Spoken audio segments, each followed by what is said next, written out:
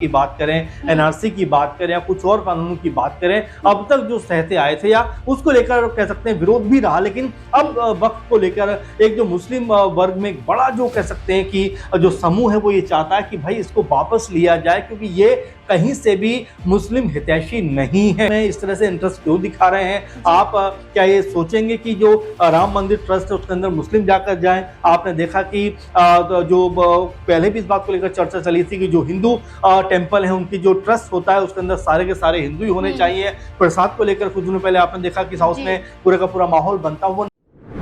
क्या अब वक्फ संशोधन बिल के खिलाफ सुप्रीम कोर्ट का दरवाजा खटखटाने के लिए मजबूर हो जाएगा मुसलमान?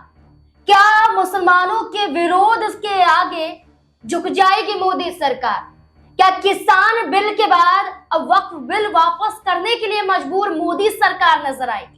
दरअसल वक्फ संशोधन बिल लोकसभा के बाद राज्यसभा में पास हो जाता है।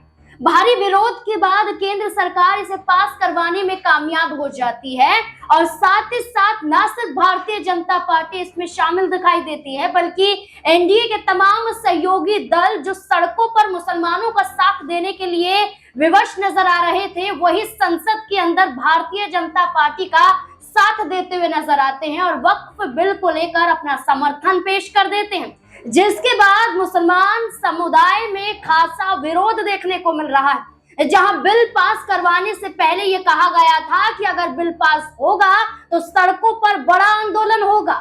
बिल पास हो जाता है, एक बार फिर से चुनौती केंद्र सरकार को दी जाती है, एक बार फिर से चुनौती दी जाती है अदालत की। कहा जाता है कि इंसाफ पाकर रहेंगे, वक्फ बिल वापस होगा और हम सुप्रीम कोर्ट का रुख करेंगे। इसमें सबसे पहली टिप्पणी आती है all India Muslim personal law board के जरिए। मुस्लिम संगठन का ये कहना होता है कि अब अपनी आवाज को दबने नहीं देंगे, बल्कि सुप्रीम कोर्ट से इंसाफ की गुहार लगाएंगे। जहां all India Muslim personal law board के जरिए ये कहा जाता है कि सुप्रीम कोर्ट का रुख किया जाएगा, तो वहीं जेडीयू से लेकर कांग्रेस पार्टी तक मुसलमानों का साथ देने के लिए तैयार हो जाती है।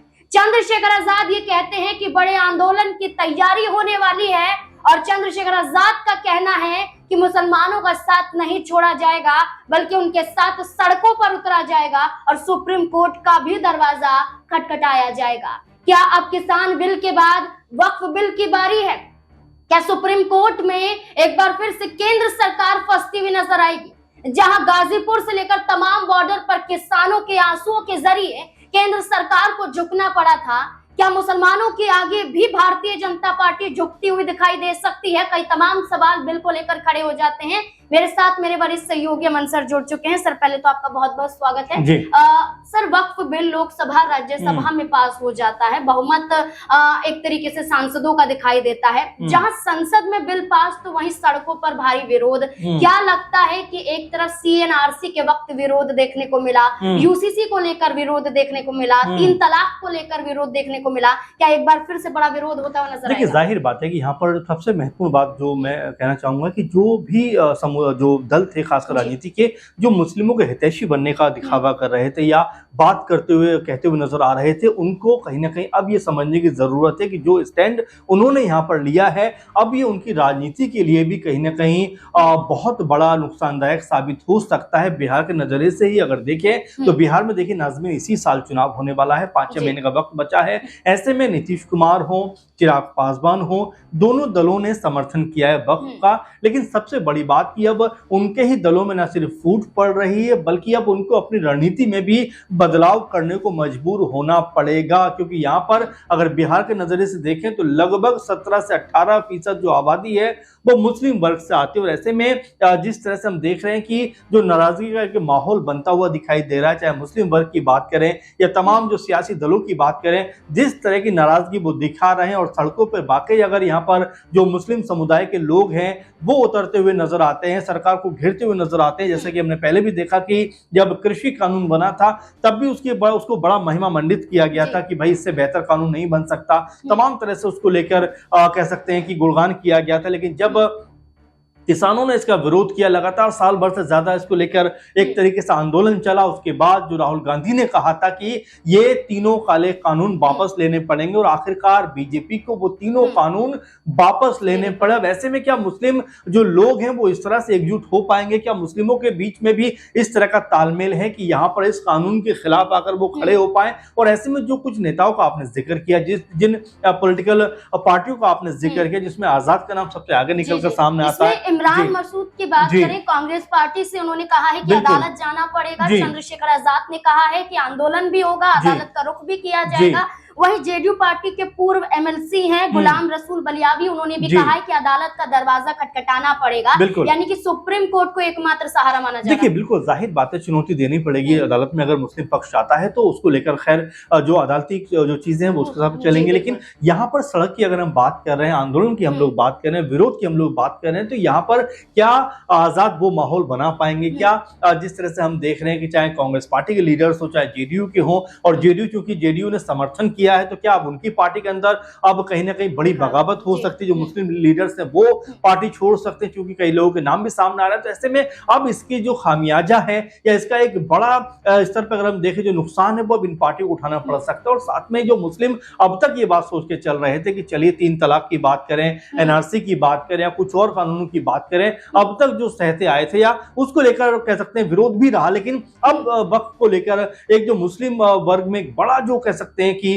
जो समूह है वो ये चाहता है कि भाई इसको वापस लिया जाए, क्योंकि ये कहीं से भी मुस्लिम हितैषी नहीं है। यहां तक कहा जाता है कि भाई आप आखिर वक्फ में इस तरह से इंटरेस्ट क्यों दिखा रहे हैं? आप क्या ये सोचेंगे कि जो राम मंदिर ट्रस्ट है उसके अंदर मुस्लिम जाकर जाएं? आपने देखा कि जो पहले भी इस बात को लेकर चर्चा चली थी कि जो हिंदू टेंपल है उनकी जो ट्रस्ट होता है उसके अंदर सारे के सारे हिंदू ही होने चाहिए। प्रसाद को लेकर कुछ दिनों पहले आपने देखा कि साउथ में पूरे का पूरा माहौल बनता हुआ नजर आया। तो ये कहा जा रहा है कि भाई जिसका धर्म है उसको ही चलाने दिया जाए। जबरदस्ती आप इसमें 22 लोगों की अगर आप एक कमेटी बना देंगे जिसमें 4 हिंदू होना चाहिए, 4 और लोग होना चाहिए, 4 यहां से होना चाहिए, तो कहीं ना कहीं आप उनके जो कार्य है उसको कह सकते हैं अवरोध करने का प्रयास कर रहे हो। इसी बात को लेकर तमाम जो लोग हैं, खासकर नेता की अगर हम जो आवाज सुने वो यही कहते हुए नजर आते हैं कि भाई इस तरह की चीजें जो जबरदस्ती आयत करने का प्रयास किया जा रहा है ये कहीं से भी तर्कसंगत नहीं है। अगर हम बात करें इकरा हसन की, हम बात करें इमरान मसूद की, हम बात करें तमाम वो विपक्ष के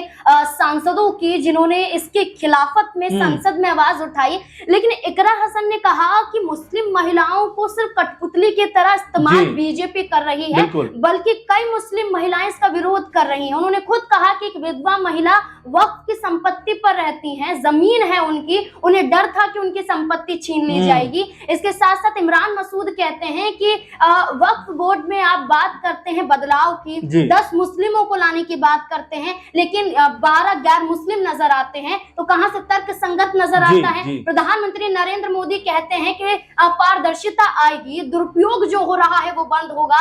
क्या कहना है आपका, जो एक तरफ महिलाओं के इस्तेमाल की बात की जाती है और एक तरफ पारदर्शिता की बात? देखिए, बिल्कुल, और जाहिर बात है कि जब 3 तलाक की बात आई थी तब भी ये बात कही गई थी कि भाई इससे बहुत महिलाओं का जो है उद्धार हो सकता है, जो महिलाएं बेबस हैं, परेशान हैं, उनको इससे मुक्ति मिल सकती है। लेकिन ये भी कहीं ना कहीं गैर जरूरी था, क्योंकि जब धार्मिकता के मामले में आप कहीं ना कहीं इस तरह से इंटरफेयर करेंगे तो उसका विरोध आपको कहीं ना कहीं देखने को मिलेगा।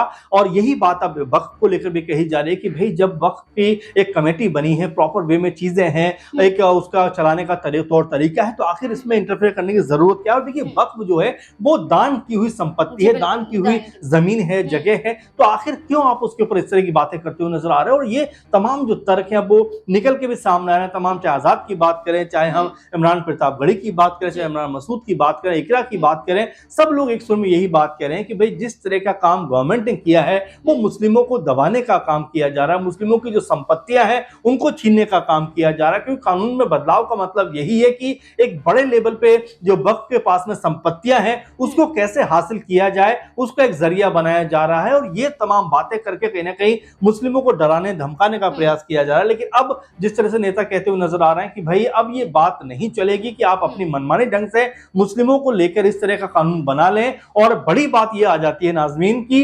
लोकसभा में बीजेपी का एक भी मुस्लिम कह सकते हैं सांसद नहीं है। हालांकि राज्यसभा में जरूर एक मुस्लिम सांसद है, लेकिन लोकसभा में एक भी सांसद नहीं है और वो मुस्लिमों का हित लेने की बात करते हैं। तो ये अपने आप में बड़ा विरोधाभासी दिखाई पड़ता है कि पहले कम से कम मुस्लिमों को आप टिकट तो दीजिए, उसके बाद आप ये बात कह सकते हो कि भाई हमारी पार्टी ने 10 मुस्लिम जो प्रत्याशियों को टिकट दिया उसमें से 8 लोग जीत कर आए। यानी कि आप सब लोगों को लेकर चलने की बात करते हैं, लेकिन पार्टी लेवल पे आप एक भी मुस्लिम को टिकट नहीं देते हैं। एक भी सांसद बीजेपी का नहीं होता है मुस्लिम, लेकिन उसके बावजूद भी आप मुस्लिमों का हित बेहतर करने की बात करते हैं। तो ये कहीं ना कहीं असंतोषजनक है। और इसी बात को लेकर जो तमाम विरोधी खेमे, खासकर कांग्रेस पार्टी है, सपा है, इसके अलावा टीएमसी है, एक विरोध दर्ज कराते हुए नजर आ रहे हैं कि जिस तरह का बदलाव किया गया है वो कानून के साथ में खिलवाड़ करने जैसा है। बिल्कुल, तभी तो संसद के अंदर अखिलेश हो, इकरा हसन हो, उन्होंने यही बात की, जिनके हित की बात की जा रही है मुस्लिम सांसद नजर ही नहीं आते हैं और भारतीय जनता पार्टी मुस्लिमों के हित की बात करती है। अब ऐसे में बड़े आंदोलन की तैयारी में मुस्लिम संगठन नजर आ रहा है, विपक्ष का हर चेहरा साथ देने के लिए तैयार है। क्या अब केंद्र सरकार को झुकना पड़ सकता है? क्या वाकई कानूनी तरीके से अब अपने हक की लड़ाई लड़ते हुए मुस्लिम नजर आ सकते हैं? इस पूरे मुद्दे को लेकर आपको क्या लगता है? क्या वापस हो सकता है वक्फ संशोधन बिल या फिर नहीं? अपनी राय कमेंट सेक्शन में जरूर दें। देखते रहें SPN9 न्यूज। धन्यवाद।